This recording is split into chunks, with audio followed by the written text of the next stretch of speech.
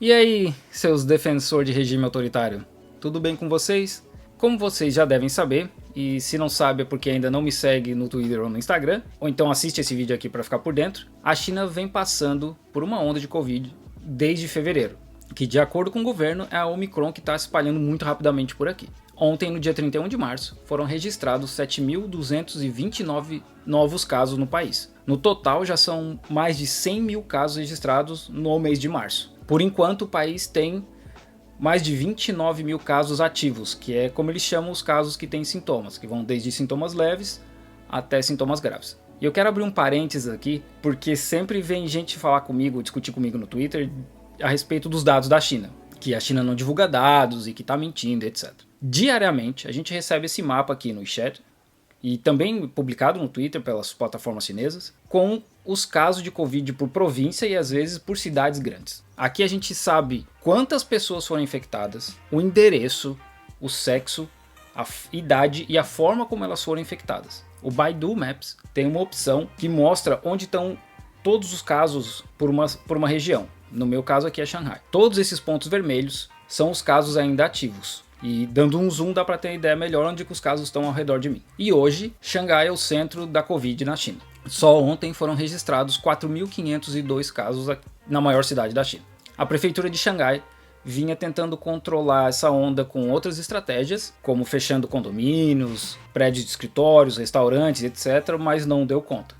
Então, semana passada, eles decidiram separar a cidade em dois, através do rio Huangpu, e fechar em duas etapas. No lado de Pudong, fechou segunda-feira às 5 horas da manhã, e o meu lado de Puxi fechou hoje às 3 horas da manhã, sexta-feira. Isso gerou, claro, uma corrida para os supermercados, porque eles avisaram domingo que a cidade ia parar e entrar em lockdown na segunda-feira, então as pessoas se desesperaram e foram comprar comida porque eles precisavam, né? Essa região de Pudong é a região que já vinha registrando o maior número de casos aqui em Shanghai. Inclusive tem brasileiro morando por lá que já está há mais de 20 dias em lockdown. Pudong hoje parece uma cidade deserta, como vocês podem ver aqui nesse vídeo.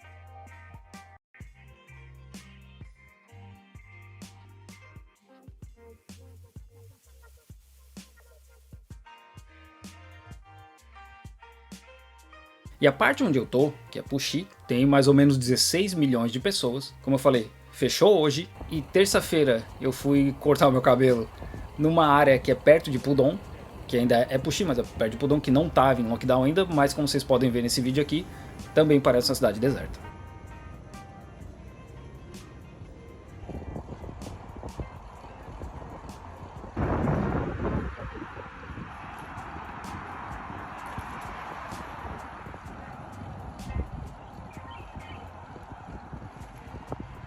Em teoria, serão 4 dias de lockdown.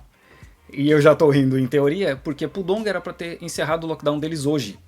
E foi anunciado já que vai ser estendido e ninguém sabe até quando. Tem regiões de Pudong que já avisaram que eles vão ficar fechados até pelo menos dia 11 de abril. O governo já mandou um meia-culpa admitindo que eles não estavam preparados para o Omicron, eles não tinham uma estrutura e não esperavam que fosse tão agressivo dessa forma. Tem muita informação desencontrada, tem gente que diz que todos os casos positivos vão para o hospital, tem gente que diz que só com sintomas vai para o hospital. Alguns lockdowns são estendidos sem explicação, como eu falei, tem brasileiro aí há mais de 20 dias em lockdown e não sabe direito por quê. Tem gente que nunca recebeu o resultado de testes. São 26 milhões de pessoas para gerenciar e testar várias vezes, como eles já têm feito desde fevereiro. A única coisa que eu sei de certeza é que casos graves acabam indo para o hospital e casos leves e médios vão para os hospitais de campanha, que hoje já são 2, se eu não me engano, já são 22 mil leitos aqui em Shanghai. Esses hospitais estão longe de ser lugares bons para ficar, porque são galpões que foram transformados em hospital da noite para o dia, literalmente. As luzes estão sempre acesas, não tem chuveiro, é muito barulhento porque as pessoas acabam não dormindo direito, como as luzes estão sempre acesas, as pessoas estão sempre assistindo alguma coisa e fazendo alguma coisa.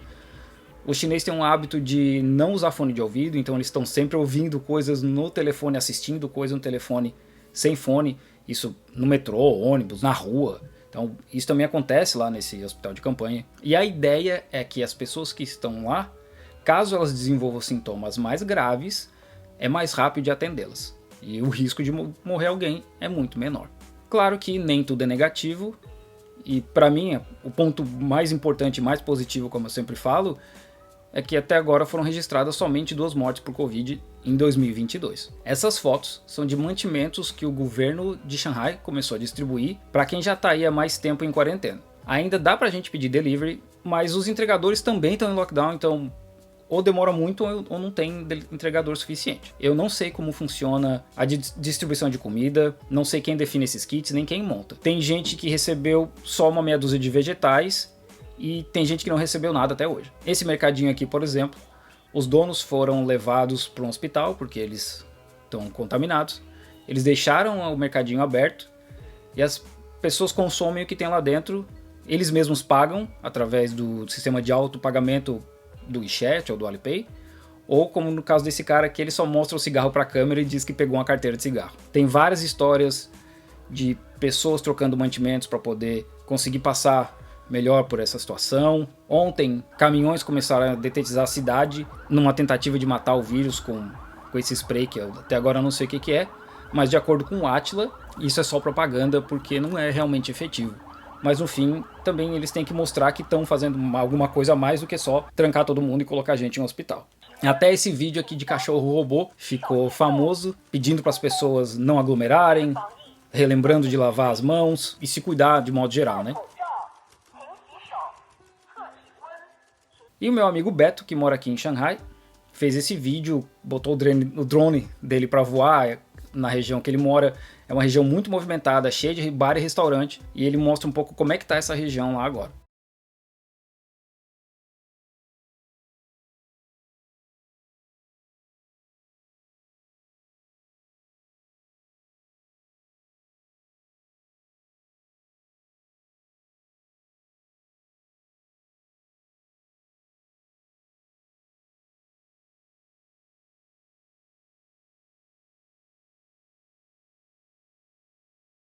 Hoje, para sair de Xangai, para viajar de alguma forma, precisa de um teste PCR nas últimas 48 horas e precisa de um autoteste nas últimas 24 horas antes de embarcar. Isso aí de trem, ou carro, ou avião. Inclusive a China começou a usar autoteste semana passada para dar conta do volume de testar todo mundo ao mesmo tempo. Eu já fiz 2 vezes. A administração da região aqui, da rua onde eu tô, eles batem na porta, trazem os testes, a gente testa, manda a foto do negativo ou positivo, né, para essa administração.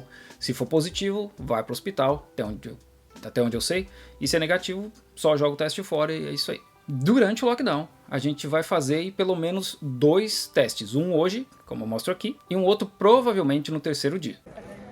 Aí eu vim fazer o primeiro teste hoje, que é no 1º dia de quarentena. Acho que o outro teste vai ser no 3º dia. E aí, o teste vai ser lá. Aqui esperando para registrar o código e fazer o teste com os astronautas lá.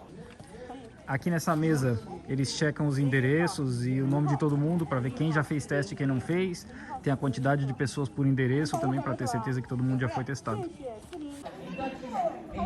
E não deu para filmar, foi tão rápido que não deu tempo. Mas é isso aí, já acabou, o primeiro teste já era, o próximo só daqui 2 dias, eu acho, no 3º dia.